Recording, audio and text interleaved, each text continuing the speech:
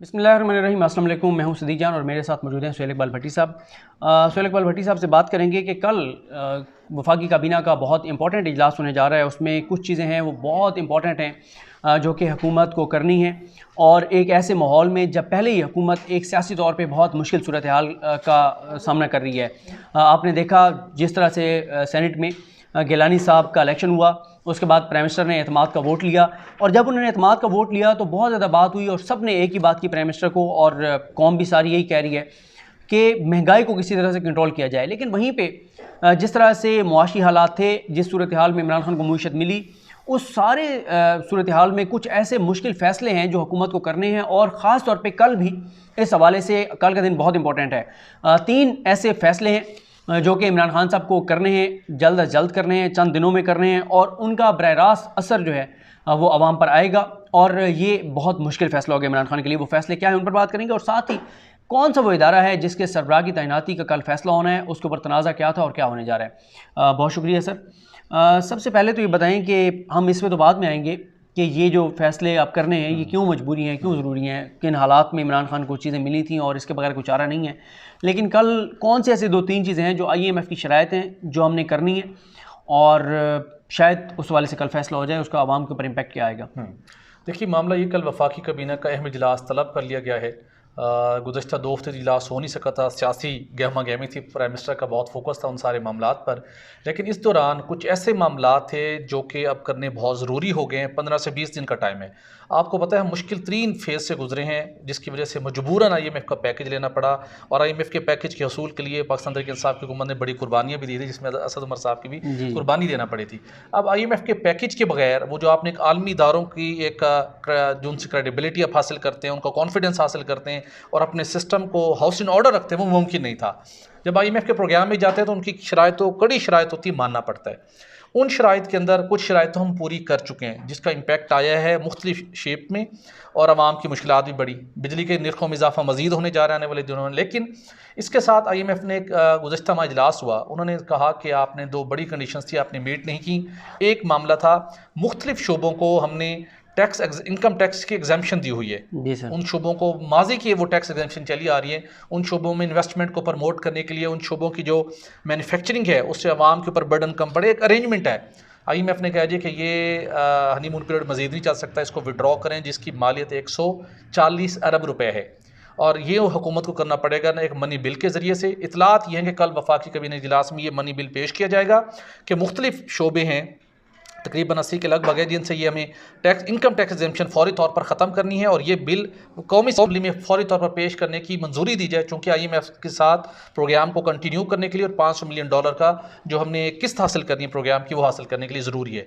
दूसरा इसके साथ मामला है स्टेट बैंक ऑफ पाकिस्तान की खुद मुख्तारी से मुतल्लिक। ये बिल गुज़श्ता 1 से 1.5 साल से पेंडिंग पड़ा हुआ है। पहले भी इस मामले के ऊपर मैंने स्टोरीज की, इस कानून में 17 अहम तरीन तरमीम करने का फैसला किया गया है। वजारत कानून तमाम वजारतों से मुशावरत हो चुकी है, लेकिन स्टेट बैंक ऑफ पाकिस्तान के ज़रिए से माजी की हुकूमतें और हमारी मौजूदा हुकूमत भी अपना जो उसका जो बजटरी सिचुएशन है उसको मीट करने के लिए उसको बड़ी हेल्प मिलती है। नए नोट माजी में छापे जाते हैं, अगरचे कि इस गवर्नमेंट ने सिलसिला रोक दिया है, लेकिन मुख्तलिफ मनसूबों के अंदर सॉवरन गारंटी देना और मुख्तलिफ जगहों पर स्टेट बैंक हुकूमत को बहुत ज़्यादा सपोर्ट करता है। IMF ने कहा जी ये नहीं चलेगा, कानून में तरमीम लाए, इस सिलसिले को रोकना है। 17 तरमीम तैयार हो चुकी हैं, वो भी कल वफाकी काबीना में पेश होंगी, और उसकी वजह भी यही है कि 15 से 20 दिन के अंदर इस बिल को पेश करें, फिर ये जाए पार्लियामेंट हाउस के अंदर, वहाँ से अप्रूव, और फिर इसको हमने करना है इम्प्लीमेंट। उसके अंदर 1-2 और बड़े काम किए।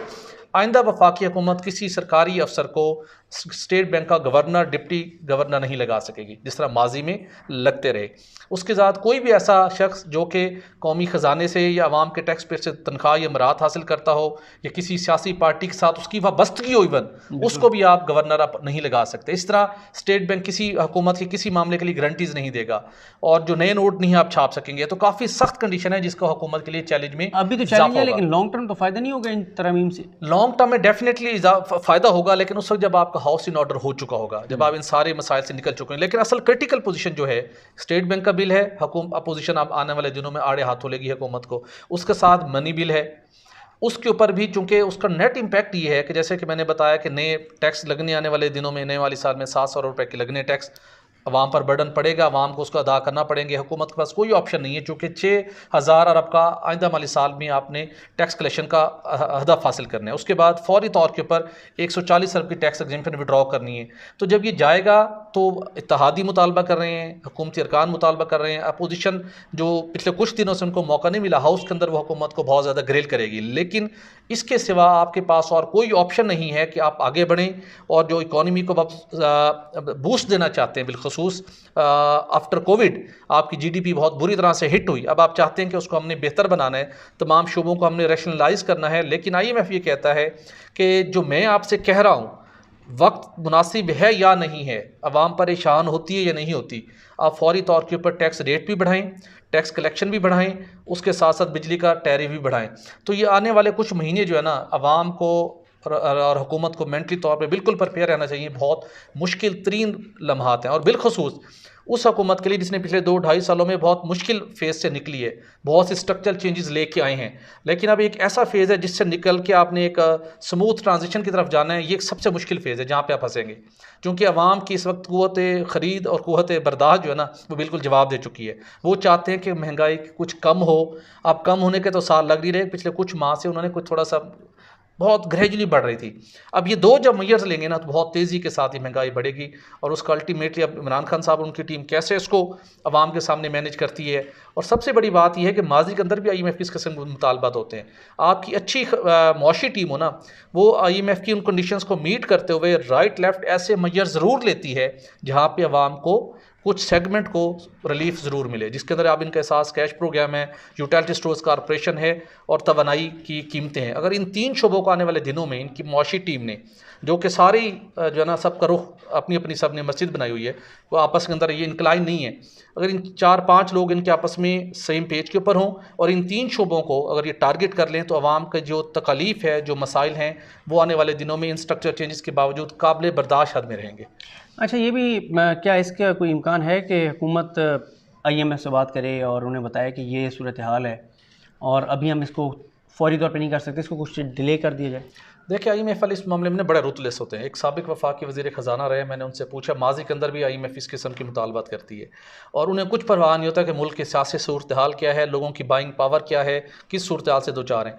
तो वो उनके साथ जब मुज़ाकरात होते थे ना, तो वो टैक्टिक्स आपको आज़माने पड़ते हैं। मैंने कहा ना कि जब आपके अंदर टीम वर्क हो ना और आप यूनाइट हों, फिर कोई ना कोई रास्ता बना लेते हैं। यहाँ पे जो प्राइम मिनिस्टर की मुआशी टीम है, वो आपस में मुत्तहिद नहीं है। ये बड़े मैं रिलायबल तरीके से आपको कह रहा हूँ। वो एक दूसरे को जैसे हम यूज़ करते हैं, यार हर वक्त मौके तलाश में किसको मैंने कहाँ पे काटना है, वो इस मामले में होता है। अदरवाइज़ IMF को उनके मुतालबात हमेशा सख्त रहें, लेकिन आप ब्रीदिंग स्पेस हासिल करते हैं जब आपके पास पीछे बैकअप कोई ना कोई प्लान होता है। वो प्लान बनता है आपकी अपनी मुआशी टीम की मशावरत के साथ। अगर वो इनकी मशावरत हो तो IMF को किसी न किसी तरीके से काउंटर किया जा सकता है। थोड़ा उनसे टाइम आप गेन कर सकते हैं, ताकि ये बर्डन जो अगले 4-5-6 माह में पड़ना है, आवाम की जो चीखें निकलनी है, वो निकलने से बच जाए। लगता तो यही है कि कल इस पे खैर वफाकी काबीना में भी खुलकर बात होगी कि इन हालात में हमें क्या करना चाहिए, किस तरह करना चाहिए। मुझे ये बताएं कि एक और जो बात हम डिस्कस कर रहे थे कि कल एक अहम इदारे के सरबराह की तकर्री तैनाती होनी है, और वो तनाज़ा क्या था और वो कौन सा इदारा है? देखिए, वो सेक्टर इदारा है जिसकी वजह से इमरान खान सबसे ज़्यादा परेशान है, जिसको हम पावर सेक्टर कहते हैं। उस पावर सेक्टर का जो उसको लीड करता है इदारा, उसका नाम है national transmission and dispatch company, NTDC। ये खुश्क सब्जेक्ट है, लेकिन इस इदारे और इस शोबे ने पूरे मुल्क को, मुल्क की मौशियत को और हुकूमत को यरगमाल बनाया हुआ है। 2000 अरब रुपए के लगभग गर्शी कर्जा इस सेक्टर की वजह से। और ये जो एक इदारा है, इसके बेटर परफॉर्म ना करने की वजह से मेजर कंट्रीब्यूशन गर्शी कर्जे के अंदर है। इसने मतलब हुकूमत की टांगें हिलाई हुई इस इदारे ने। तो आप अंदाज़ा नहीं लगा सकते, इतना अहम तरीन इदारा जिसके 3.5-4 साल होने वाले, मुस्तकिल उसका MD नहीं है। इडहॉक के ऊपर काम चलता रहे।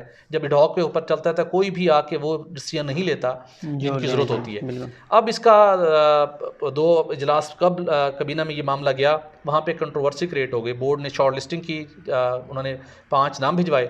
जो उसके अंदर मोस्ट सूटेबल कैंडिडेट है, उस जो टॉप पे नंबर 1 पे रखे एजाज़ अहमद साहब है, कैनेडियन नेशनल है, तजर्बा उनका अच्छा है। लेकिन उसके साथ साथ उन्होंने कहा जी मैं $15,000 लूँगा और मराद इससे अलग लूँगा, जो कि हमें 35-40 लाख में जाके वो कॉस्ट करेंगे। अरकान ने कहा कि बहुत ज़्यादा तनख्वाह है। उसके बाद एक और सूटेबल कैंडिडेट थे, मेजर जनरल रिटायर्ड अजीम आसिफ साहब। उनका वो फेडरल पब्लिक सर्विस कमीशन के मेंबर रहे हैं और उसके ऊपर जब वहाँ कोशिश की गई कि हम कौमी ख़जाने पर ज़्यादा बोझ न डालें और एक और सूटेबल कैंडिडेट है उनको हम हायर कर लें, तो वहाँ पे ये मामला टेकअप हुआ था कि नहीं, ये नहीं लग सकते, ये जो फेडरल पब्लिक सर्विस कमीशन का जो मेंबर रह जाता है कानून के मुताबिक वो सर्विस ऑफ पाकिस्तान में दोबारा कहीं भी नहीं आ सकता। डिबेट हो गई, कबीना ने मामला डेफर कर दिया, तो उनकी वजारत कानून से राय ले लेते हैं।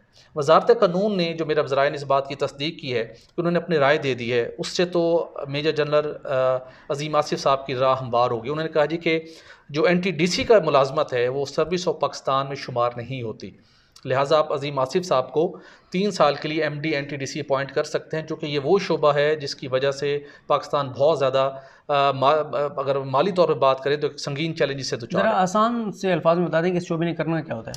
इस शोबे ने ये करना है, पाकिस्तान भर के अंदर जितनी बिजली पैदा होती है उस बिजली की पैदावारी अमल से लेके उसकी तरसील, उसकी तकसीम, पूरे मुल्क के अंदर बिजली की जो तरसील करता है, ट्रांसमिट करता है पूरे मुल्क के अंदर, जो इस कनेक्टिविटी है इसकी, वो कि इलेक्ट्रिक की बिजली की फरामी हो, वो पेशावर में बिजली की फरामी हो, कोयटा में हो, लाहौर में हो, सियालकोट में हो, इस्लामाबाद में हो, पूरे मुल्क के अंदर इसका ट्रांसमिशन का नेटवर्क है। ये जितना एफिशिएंटली ये काम करेगा, इसका बेहतर सिस्टम होगा, लॉसेस कम होंगे, उतना हमें फ़ायदा होगा, उतना हमारा गर्जी कर्जा कम होगा। इसके सिस्टम की वजह से आपको याद होगा जो ब्लैकआउट हुआ था जिसके ऊपर इंक्वायरी भी चल रही थी, वो इस इदारे के अफसरान की कारस्तानियों की वजह से ब्लैकआउट होता है, जिसकी वजह से पूरे दुनिया में पाकिस्तान की जग हिंसाई होती है। तो ये वो इदारा है जिसकी वजह से पूरा मुल्क अंधेरे में डूब सकता है, इसकी वजह से पूरा मुल्क रोशनियों में जगमगाता है। इसकी वजह से पाकिस्तानी मौशियत जो एक महंगी बिजली और गर्शी कर्जे में फंसी हुई है वो निकल सकती है। तो अब ये बड़ा चैलेंज है।